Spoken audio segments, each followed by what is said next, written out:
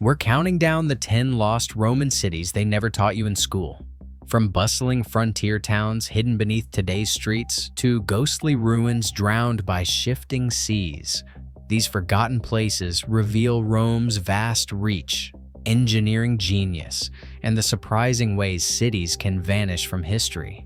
Some sites were lost to disaster, others to war, neglect, or the relentless advance of nature. But each tells a story most people have never heard. Which hidden city tops the ranking for mystery and rediscovery? Let's begin our journey with number 10. In the 10th place, Maestriana hides beneath the modern streets of Zalacent Grot in Hungary. Its presence is hinted at only by scattered wells and fragments of pottery. Recent digs unearthed Roman-era wooden well linings and Gallic-style ceramics, proof that this outpost once anchored Rome's northern frontier. The artifacts show a blend of Roman and local traditions, evidence of cultural mixing at the empire's edge. No grand ruins or mapped streets have emerged. The ancient city remains mostly invisible, buried under daily life. Maestriana's quiet traces remind us how Rome's reach extended far beyond Italy, leaving legacies still hidden underfoot. Number 9, Mursa stands as a stark reminder of the price paid in Rome's civil wars.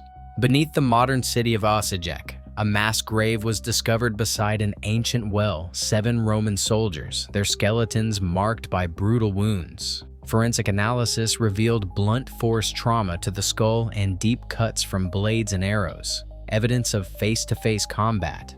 DNA testing confirmed these men were not locals, but drawn from far corners of the empire, reflecting the diverse ranks of Rome's armies. Their final resting place, a hurried burial in a city well, breaks with Roman tradition and hints at chaos during the aftermath of the Battle of Mursa in 351 CE. Ancient sources tell of over 50,000 casualties in that single clash, a scale of violence that shattered the city's economy and spirit. Unlike cities lost to nature, Mursa's ruins whisper of war's devastation, where the bones of the fallen become the city's last testimony. 8th place, Interamna Laurenus rewrites the story of Rome's so-called forgotten towns. For generations, textbooks dismissed it as a sleepy outpost, a place left behind as the empire's fortunes faded. But after 13 years of careful excavation, a different picture has come to light. Archaeologists uncovered a roofed theater, traces of bustling markets, and the remains of warehouses lining a river port, structures that speak of urban ambition and resilience. Far from declining overnight, the city flourished for centuries longer than once believed, adapting its commerce and public life as the world around it changed. Detailed stratigraphic layers and civic architecture plans reveal a community that reinvented itself, challenging the simple tales of collapse. The discoveries at Interamna Laurenus remind us that the end of Rome was not a single moment, but a process, one shaped by ingenuity, adaptation, and the quiet persistence of daily life. Here, lost history is not just uncovered, but reimagined. Number 7, Carsulai sits at the crossroads of ancient ambition and silent ruin. Built where the Via Flaminia split in central Italy, this city once thrummed with the movement of armies, merchants, and news from Rome.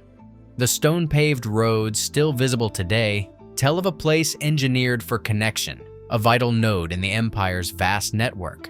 But Carsulai's story ends not with a famous battle or a fiery raid, but in eerie quiet.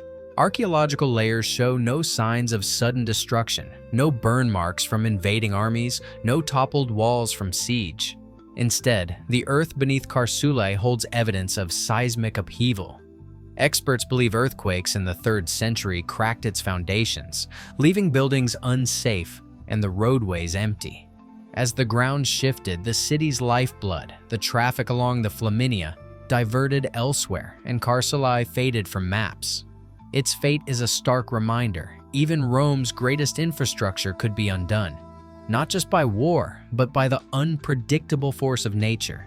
Today, the city's abandoned arches and silent stones stand as a warning about the fragility of even the most carefully engineered worlds. Number 6. Volubilis rises from the Moroccan plain as a city built on negotiation, not conquest. Here, the stones speak in 2 languages, Latin legal tablets stacked beside Punic inscriptions, each recording the rules of daily life in a place where Roman governors and Berber chieftains shared power. The city's mosaics tell their own story. Orpheus tames wild African animals, while Greek heroes dine with local gods, all rendered in a style that blends Roman technique with North African color. Archaeologists catalog dozens of these hybrid artworks, each one a snapshot of families who prayed at shrines that honored both Jupiter and native deities. Volubilis was more than an outpost. It was a living experiment, where identity was constantly rewritten in law, language, and art. This delicate balance endured for centuries, until a devastating earthquake in the 4th century cracked the city's foundations. Abandonment followed, but the traces of coexistence remain, etched in stone, tile, and the very names carved on ancient tablets. Volubilis stands as a reminder that Rome's empire was not just built on force, but on the everyday choices of people living between worlds. Number 5. Aquileia reveals how modern technology is rewriting the story of Rome's northern frontier. For centuries, this city was known as a key trading post at the edge of the Adriatic. Its role in moving goods between the Danube and the Mediterranean hinted at in ancient texts. Yet the true scale of Aquileia remained hidden, buried beneath farmland and centuries of silt. Then, between 2018 and 2023, teams of archaeologists turned to radar and LiDAR, tools that scanned beneath the surface without disturbing a single stone. The results were astonishing. Entire neighborhoods, a massive amphitheater, and sprawling river docks emerged as ghostly outlines on digital maps. These scans revealed that Aquileia was far larger and busier than anyone had guessed, its urban sprawl rivaling the great ports of Rome itself. The buried amphitheater's footprint, invisible to the naked eye, now stands out as one of the largest in the region. Remnants of dock complexes show where river traffic once fueled the city's economic engine, connecting distant provinces to the heart of the empire. The city's decline began after brutal Hun invasions and a shifting river that left its docks stranded. But today, thanks to non-invasive archaeology, Aquileia's lost grandeur is coming back into focus, proving that the future of discovering Rome's past lies not just in digging, but in seeing beneath the earth itself. Number 4. Baiae glimmers beneath the waves of the Bay of Naples. A city once famed as the playground of emperors, now transformed into a submerged world of marble columns and mosaic floors. Its fate was sealed not by war, but by the restless earth itself. Over centuries, the ground here rose and fell with volcanic force, a phenomenon known as bradyseism. Each slow pulse of the earth dragged the city downward until whole neighborhoods vanished beneath the sea. Today, divers glide over ancient streets lying between 4 and 13 meters underwater, where black and white mosaics still shimmer in filtered sunlight, and the outlines of opulent villas stretch across the sea floor. Yet Baiae's story is not frozen in time. The city's underwater ruins have become a battleground, not just for archaeologists, but for treasure hunters, local fishermen, and government officials. Court records detail a string of prosecutions for illicit artifact removal, as fragments of statues and floor tiles have surfaced on the black market. The Italian Soprintendenza struggles to balance public access with preservation, while new technologies like underwater photogrammetry and 3D mapping promise to reveal even more of Baiae's lost grandeur. Legal disputes flare over who controls the relics of this Roman Atlantis, pitting heritage advocates against those who see profit in the city's remains. In Baiae, the tension between nature, history, and human ambition plays out beneath the waves, where every discovery sparks new questions about what should be saved and who decides. The city's sunken palaces remind us that even the most dazzling luxury can become a stage for conflict long after the last guest has departed. Coming to the top 3, Herculaneum stands frozen in the moment of disaster, its story told in ash, bone, and the charred remains of a lost world. In AD 79, when Mount Vesuvius erupted, a wall of superheated gas and ash raced down the coast, engulfing this seaside town in an instant. The devastation was so intense that flesh and bone were vitrified, turned to glass by heat that reached nearly 1,000 degrees Celsius. Pliny the Younger's letters describe the darkness and suffocating ash, but the ruins reveal what words cannot. On the ancient shoreline, dozens of skeletons lie huddled in boat sheds, their final moments preserved with haunting clarity. Inside the Villa of the Papyri, archaeologists uncovered a library of over 1,800 carbonized scrolls, their words locked in blackened rolls. For centuries, these papyri were unreadable. Only in recent years have scientists begun to unlock their secrets using X-ray phase contrast imaging, revealing lost works of philosophy and poetry. Charred furniture, mosaic floors, and even wooden beams remain in place, sealed by the same pyroclastic surge that ended all life here. Forensic volcanology confirms the suddenness of the tragedy, matching Pliny's account with the evidence left behind. Herculaneum is not just a ruin, it is a time capsule, a place where the violence of nature and the routines of daily life are fused together in ash. No other lost Roman city offers such a visceral, intimate window into disaster, where the past is not just remembered, but physically present in every scorched detail. Number 2. Leptis Magna rises from the Libyan coast as a monument to both imperial ambition and African pride. When Septimius Severus, the only Roman emperor born in Africa, returned to his hometown in the late 2nd century, he set out to transform it into a showcase for the entire empire. The Severan Forum, with its grand basilica and ceremonial archways, stretches across the heart of the city, its scale rivaling anything in Rome itself. Inscriptions carved into marble blocks praise Severus not just as emperor, but as a son of Leptis, blending the language of local heritage with the rhetoric of Roman power. Archaeologists have traced the city's expansion through layers of lavish mosaics, where African wildlife and Roman gods share the same panels. These artworks, along with the city's sprawling harbor and intricate bath complexes, reveal a place where architectural innovation was used as both a political statement and a celebration of identity. Some historians see Severus's building spree as pure propaganda, a bid to root his dynasty in African soil and project legitimacy across the Mediterranean. Others argue it was genuine hometown pride, a gift to the city that shaped him. The debate continues in journals and conference halls, with each new inscription or mosaic fragment adding fuel to the discussion. Leptis Magna's fortunes faded as the desert crept closer, and Vandal raids shattered its defenses.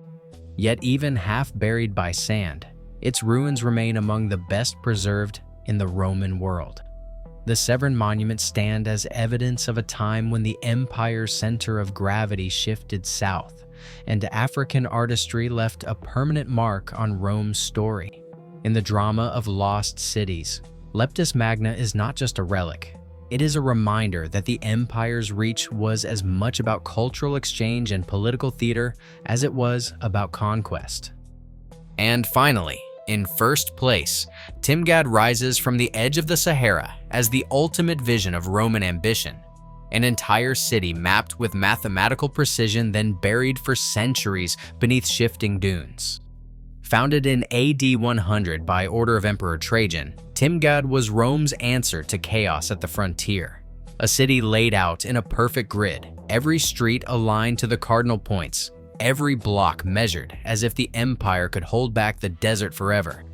From above, the plan still stuns.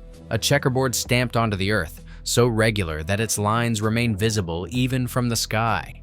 The city's story flickers back to life through the journals of early explorers.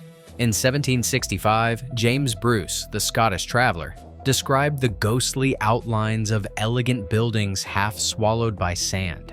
Decades later, Robert Lambert Playfair's detailed accounts confirmed the presence of a Roman metropolis, sparking the first official French-led excavations in the late 19th century. The work was painstaking. Years spent clearing sand from forums, arches, and temples.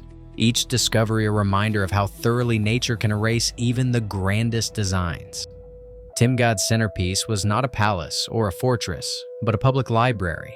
its inscription still legible on a fragment of stone, marking it as one of the largest known in Roman North Africa. Scholars debate how many scrolls once filled the niches along its walls, but the message is clear. This was a city built not just for soldiers and merchants, but for knowledge.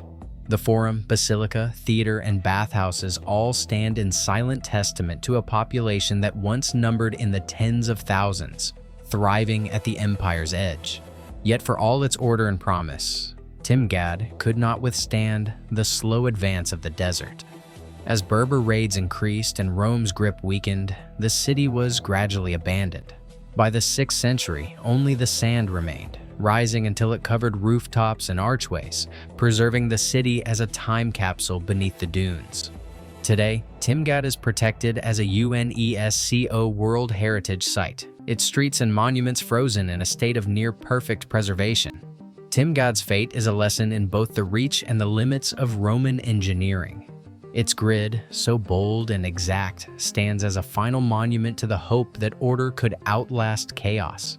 In the end, the desert proved the greater force, but the city's resurrection from beneath the sand offers a cinematic reminder. Even the most carefully planned worlds can vanish, only to be revealed again by the patient work of explorers and the relentless curiosity of those who seek forgotten history. From Maestriana's forgotten streets beneath modern towns to Timgad's breathtaking grid lost beneath the desert, these 10 lost Roman cities reveal a hidden empire, far beyond the textbook tales.